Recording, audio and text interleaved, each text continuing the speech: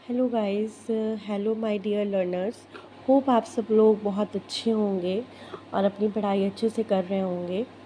कल मैंने माइक्रोब्स के बारे में आपको पढ़ाया था और माइक्रोब्स के जो हमारे हमको इसमें क्लासिफिकेशन के बारे में पढ़ना है, जैसे कि किंगडम मोनेरा, ये सारे हो गया आपके प्रोटिस्टा।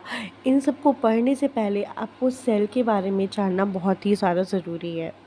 सेल कितने टाइप्स के होते हैं और उनका ऑर्गेनाइजेशन कैसा होता है, जनरल ऑर्गेनाइजेशन किस तरह का होता है, हमको उसको जानना पड़ेगा।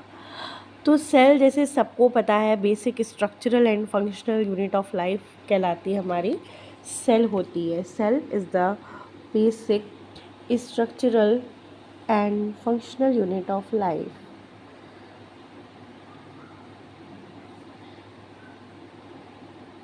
Okay, we know that it is structural and functional unit of life. Okay, now we are going to study about the types of cell. What types of cell, how many types of cells are there? If we talk about the types of cell, then there are actually three main features. Three main features. On the basis of three main features, types of cells are divided into the two kinds, that is prokaryotic and eukaryotic. What are those basic features? मतलब आपके जो type of sales हैं वो three basic features से ही के according आपके divided रहते हैं प्रोकैरियोटिक एंड यूकैरियोटिक सेल पे। अब हमको पढ़ना है कि ये जो थ्री मेन फीचर्स की बात की जा रही है, थ्री मेन फीचर्स आखिरकार हैं क्या क्या। तो फर्स्ट आपका फीचर आता है कि उसका ऑर्गेनाइजेशन कैसा है बायो मेम्ब्रेन्स का। ऑर्गेनाइजेशन ऑफ बायो मेम्ब्रेन्स, ठीक है। आपकी बायो मेम्ब्रेन्स का ऑर्गेनाइजेशन कैसा है। एंड आपका सेकंड फीचर आता है variety of the cytoplasmic organelles. आपकी साइटोप्लाज्मिक ऑर्गेनेलीज की जो वैरायटी है वो कैसी है। ओके, साइटोप्लाज्मिक ऑर्गेनेलीज मीन्स क्या, कौन कौन सी ऑर्गेनेलीज आती हैं इसके अंडर पे, जैसे आपका न्यूक्लियस हो गया, गोल्जी अपैरेटस हो गया, राइबोसोम्स हो गए, ये सारे हमारे ऑर्गेनेलीज के अंडर में आता है। एंड थर्ड आपका हो गया कॉम्प्लेक्सिटी ऑफ न्यूक्लियर मटेरियल। जो न्यूक्लियर मटेरियल प्रेजेंट है उसकी कॉम्प्लेक्सिटी पे डिपेंड करता है। तो ये थ्री मेन फीचर्स होते हैं जिसकी बेसिस पे हम सेल को डिवाइड करते हैं। तो इसके बेसिस पे हम सेल को टू टाइप्स पे डिवाइड करते हैं। तो टाइप्स आपके कैसे हो गए, टू हो गए। एक होता है आपका प्रोकैरियोटिक सेल एंड एक होता है आपका eukaryotic cell. Okay, prokaryotic cell and eukaryotic cell. इस पर्टिकुलर वीडियो में हम आपको सिर्फ प्रोकैरियोटिक सेल के बारे में बताएंगे, उसका पूरा साइज़ कैसा होता है, कवरिंग्स क्या होती हैं, उसकी प्रॉपर्टीज़ क्या होती हैं, सेल वॉल किससे बनी होती है, क्या होती है, तो इसके बारे में हम आपको बताएंगे। इसमें आपका फर्स्ट है क्या है, प्रोकैरियोटिक सेल। जिस prokaryotic cell, okay, prokaryotic cell means मतलब these cells are the most primitive cells. ये जो सेल होती है ये कैसी होती हैं, मोस्ट प्रिमिटिव होती हैं, most primitive cells. Okay, and it is usually is essentially a single membrane and one envelope system present होता है। इससे सिंगल मेम्ब्रेन होती है, इस पर सिंगल मेम्ब्रेन और वन एनवेलप सिस्टम प्रेजेंट होता है। Okay, the membrane surround the cell को सराउंड करती है। जो मेम्ब्रेन होती है वो आपकी जो होता है सेल होता है प्रोकैरियोटिक सेल, तो उसको सराउंड करती है। But there is no membrane enveloping the genetic material and the membrane preventing the cytoplasm of are scarce. If present they are usually associated with respiration और फोटोसिंथेसिस से associated. कुछ अगर present भी होती है तो रेस्पिरेशन और फोटोसिंथेसिस से एसोसिएटेड होती है, but that is not important. Important is these two point, that is most primitive cell होते हैं एंड आपकी ये सिंगल मेम्ब्रेन होती है। और नेक्स्ट हमारा आता है इसके कुछ एग्जांपल्स की अगर हम बात करें। अभी हम इसकी साइज़ फॉर्म्स की भी बात करेंगे। अगर हम इसके एग्जांपल्स के आते हैं तो प्रोकैरियोटिक सेल पे सबको पता है कि कुछ बैक्टीरिया होते हैं जो प्रोकैरियोटिक सेल्स में आते हैं। बैक्टीरिया में एग्जांपल में हम लिख सकते हैं जैसे कि न्यूमोकोकस बैक्टीरिया हो गया, विब्रियो हो गया, क्लोस्ट्रीडियम हो गया, एस्चेरिचिया कोलाई हो गया, या और कुछ होते हैं जैसे विब्रियो, क्लोस्ट्रीडियम, और इस तरह के कई प्रकार के बैक्टीरिया होते हैं जिसमें आते हैं, जैसे कि न्यूमोकोकस हो गया आपका विब्रियो हो गया, और क्या हो गया, एस्चेरिचिया हो गया, एस्चेरिचिया कोलाई, ये सारे आपके प्रोकैरियोटिक में आते हैं। एंड इनको ग्रुप पे जनरली हमारे क्या कहलाते हैं, ब्लू ग्रीन एल्गी कहलाते हैं। ठीक है, नेक्स्ट हमारा आता है कि अब ये हमारे कुछ बैक्टीरिया ऐसे होते हैं, इनको हम कुछ बैक्टीरिया इस तरह के होते हैं जो हमारे कहलाते हैं ब्लू ग्रीन बैक्टीरिया, या तो साइनो बैक्टीरिया भी इसमें आता है। ब्लू ग्रीन बैक्टीरिया, इन्हीं को क्या कहते, कभी कभी हमको बोल देते हैं ब्लू ग्रीन बैक्टीरिया, या हम इनको कह देते हैं या फिर और cyanobacteria. Okay, blue green bacteria और the cyano bacteria.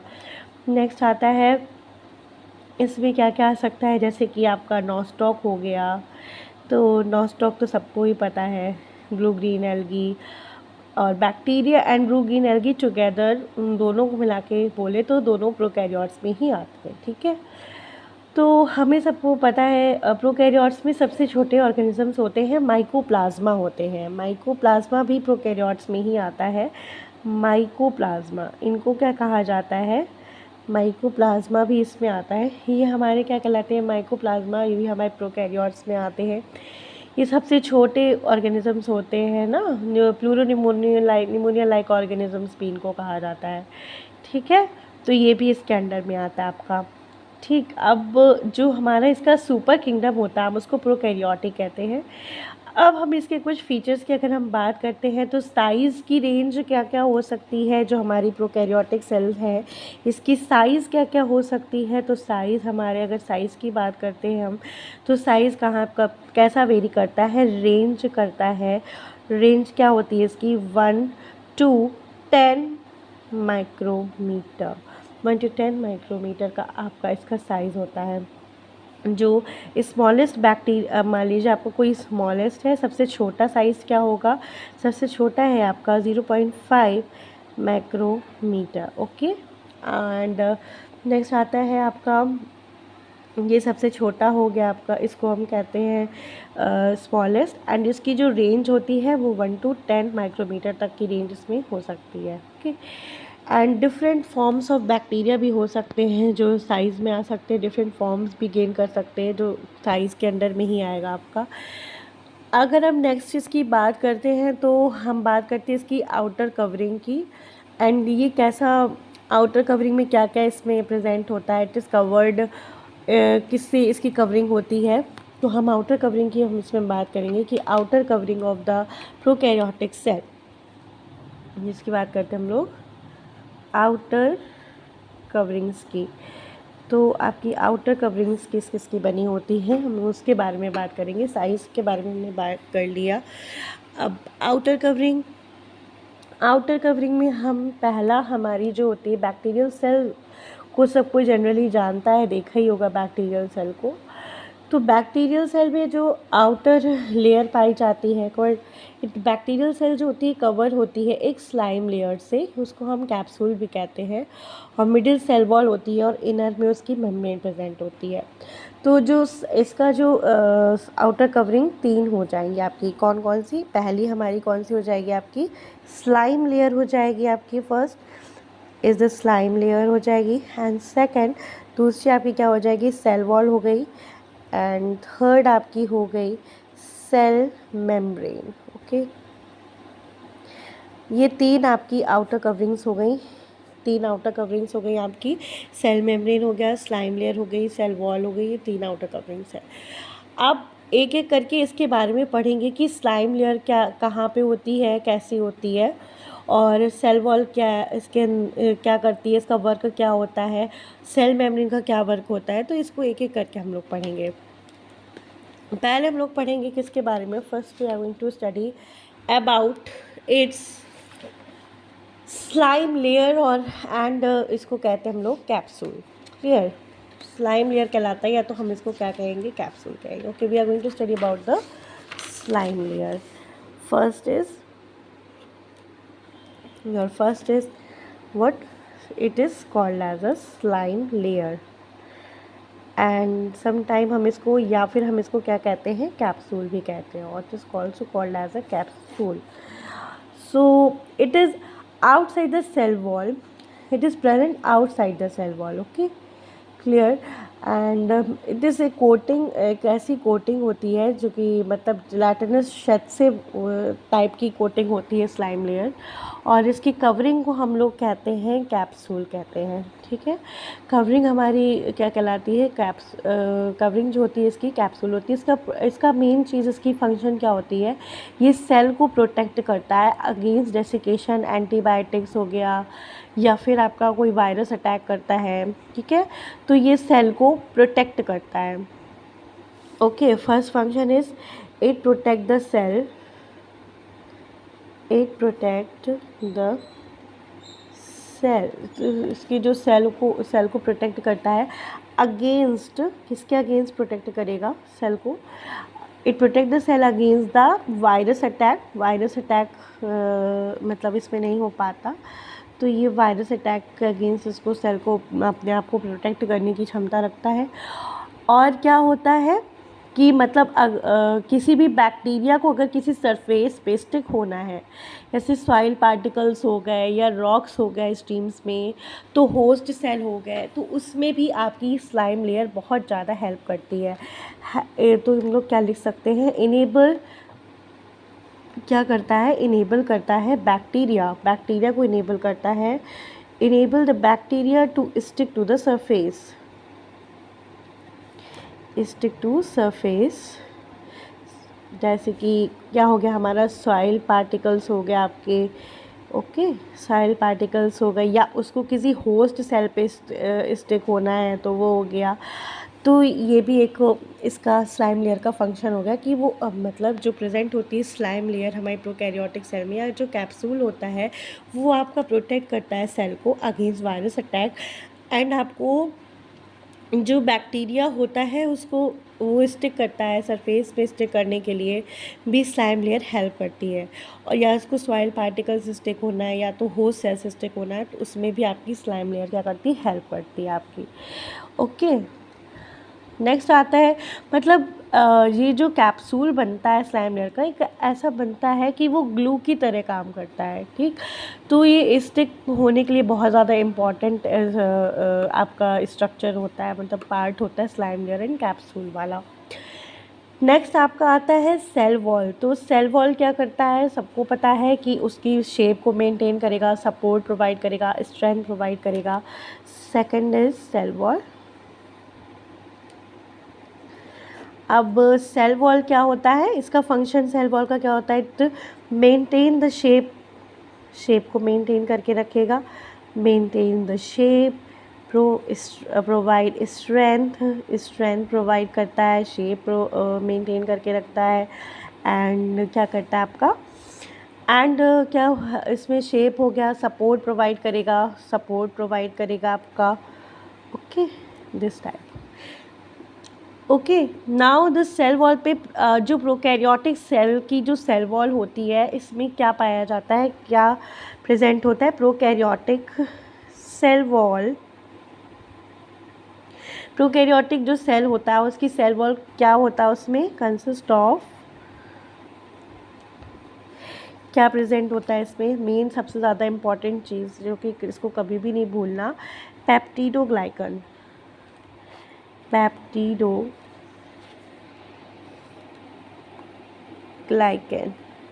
Peptidoglycan present होता है इसमें। तो पेप्टिडोग्लाइकन में क्या प्रेजेंट होता है, peptidoglycan contains what, N acetyl glucosamine and N acetyl muramic acid. Okay, these two are present in the peptidoglycan in the cell wall. Okay, Cell wall consists of prokaryotic cell wall consists of the peptidoglycan, and cell wall help to maintain the shape and provide the strength and support provide करती है. ठीक है, आपका strength and support भी provide करती है. और peptidoglycan is also sometimes also called as a peptidoglycan को हम लोग कभी कभी क्या कह देते हैं कि it is also called as a murein और म्यूकोपेप्टाइड. पेप्टिडोग्लाइकन को क्या क्या कह सकते हैं हम लोग? पेप्टिडोग्लाइकन जो होती है, पेप्टिडोग्लाइकन को क्या कह सकते हैं हम लोग? इसको म्यूरिन कह सकते हैं और mucopeptide. Okay, it is sometime mucopeptide peptide. Okay, अब पेप्टिडोग्लाइकन जो है कभी म्यूरिन कहलाता है, म्यूरिन भी बोल सकते हैं, उसकी जगह पे हम लोग म्यूकोपेप्टिड भी बोल सकते हैं. और इसमें कभी कभी टिकोइक एसिड भी प्रेजेंट होता है. क्या प्रेजेंट होता है? टिकोइक एसिड भी प्रेजेंट होता है. Teichoic acid. ओके, एंड आपका जो हमने अभी आपको पहले फॉर्म्स में पढ़ाया था माइकोप्लाज्मा, जिनको हम प्लूरोनिमोनिया लाइक ऑर्गेनिजम्स कहते हैं, PPLO. जो माइकोप्लाज्मा हमने इसके अंडर में पढ़ा था, mycoplasma they do not have the cell wall. इनमें they lack the cell wall. इनमें सेल वॉल नहीं पाई जाती है. लैक द सेल वॉल नहीं प्रेजेंट होती है इसमें. Clear? Now our third point is what? Cell membrane. We have studied about the cell wall, we have studied about the slime layer. Now we are going to study about the third point, that is the cell membrane. Oh no. Cell membrane. Clear? Now we are going to study about third point, that is the cell membrane. So this cell membrane that control the movement of molecules into and out of the cell. It's what is its function? It control the movement of molecules in and out of the cell. Okay, it bears the respiratory enzymes present होते हैं इस पे, respiratory enzymes, and they form mesosomes. क्या बनाते हैं ये? मीज़ोसोम. और ये मीज़ोसोम्स क्या होते हैं? ये कुछ मेम्ब्रेन में इनफोल्डिंग्स हो जाती हैं जिनको हम मीज़ोसोम्स कहते हैं. इनफोल्डिंग्स हो जाती हैं जो हमारी कहलाती है मीज़ोसोम्स कहलाती हैं. मतलब कि जो स्ट्रक्चर होता है उसमें फोल्डिंग टाइप की हो जाती है, जिसकी वजह से मीज़ोसोम्स का फॉर्मेशन इसी में होता है, सेल मेम्ब्रेन में ही होता है. ठीक है, अब आपका आता है कि इसमें क्या प्रेजेंट आप इसमें क्या जैसे कि जो हमारी बैक्टीरियल सेल मेम्ब्रेन है इसमें क्या नहीं होता? इसमें कभी भी आपके स्टेरॉल्स प्रेजेंट नहीं होंगे. ठीक है, sterols are never present in the cell membrane. Clear?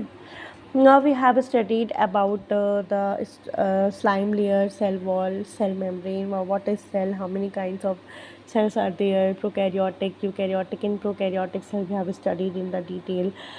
Now we are going to revise it, that what we have studied in today's lecture. See what is cell. As we all know, it is the structural and functional unit of life that is called as a cell. On the basis of these three features, that is organization of biomembranes and variety of cytoplasmic organelles, complexity of nuclear materials, इन तीन features से ही हमारा decide होता है कि cell को हम कितने types में डिवाइड करेंगे. Karyotic cells and eukaryotic cells में उनका ऑर्गेनाइजेशन कैसा है, प्रोकैरियोटिक में, यूकैरियोटिक पे उनमें जो पोजीशन है साइटोप्लाज्मिक ऑर्गेनलीज की वो प्रोकैरियोटिक यूकैरियोटिक में कैसी है, कॉम्प्लेक्सिटी कैसी है न्यूक्लियर मटेरियल की.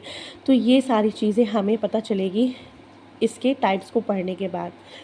पहला टाइप आज हम लोगों ने कवर किया है जिसका नाम है प्रोकैरियोटिक सेल. ये prokaryotic cell most P starts with the P and primitive also starts with the P. That means prokaryotic cells are the most primitive cells. And ये कैसे होते हैं? सिंगल मेम्ब्रेन होते हैं. प्रोकैरियोटिक सेल्स के अगर हम एग्जांपल्स की बात करें तो इसमें बैक्टीरियाज जितने भी होते हैं वो आते हैं, जैसे निमोनोकोकस हो गया, आपका विब्रियो हो गया, इस्चेरिचिया हो गया, ब्लू ग्रीन बैक्टीरिया, साइनोबैक्टीरिया, ये सारे आपके प्रोकैरियोटिक सेल्स पे आते हैं। माइकोप्लाज्मा, इनको हम कहते हैं प्लूरोनिमोनिया लाइक ऑर्गेनिजम्स भी होते हैं। इसकी साइज़ के बारे में बात करते हैं। First point is about the size, that is its ranges from the 1 to 10 micrometre and smallest से 0.5 माइक्रोमीटर तक का हो सकता है। इसकी कवरिंग्स की बात करते हैं। Second point is about the coverings. हमने कवरिंग कवर करी कि इसका स्लाइम लेयर की कवरिंग, स्लाइम लेयर होती है, सेल वॉल होती है एंड सेल मेम्ब्रेन होती है। 3 टाइप्स में इसकी पाया जाता है कवरिंग में। स्लाइम लेयर को हम कैप्सूल भी कहते हैं। इसका क्या फंक्शन होता है? Protect the cell against the virus attack, से प्रोटेक्ट करती है सेल को against the virus attack. Enable the bacteria to stick to the surface soil particle and host particle. That means ये जो कैप्सूल या स्लाइम लेयर है वो glue की तरह काम करती है। तो ग्लू का क्या काम होता है कि वो स्टिक करती है, चिपकती है। तो इसका मतलब ये हो जाएगा कि ये जो स्लाइम लेयर इसमें प्रेजेंट होती है बैक्टीरिया पे, ये हेल्प करती है होस्ट सेल पे स्टिक होने के लिए। नेक्स्ट आता है सेल वॉल, किसकी बनी होती है और इसका फंक्शन क्या होता है? जो सेल वॉल होती है प्रोकैरियोटिक ऑर्गेनिजम्स की, वो मेंटेन करती है शेप को, स्ट्रेंथ प्रोवाइड करती है, सपोर्ट प्रोवाइड करती है।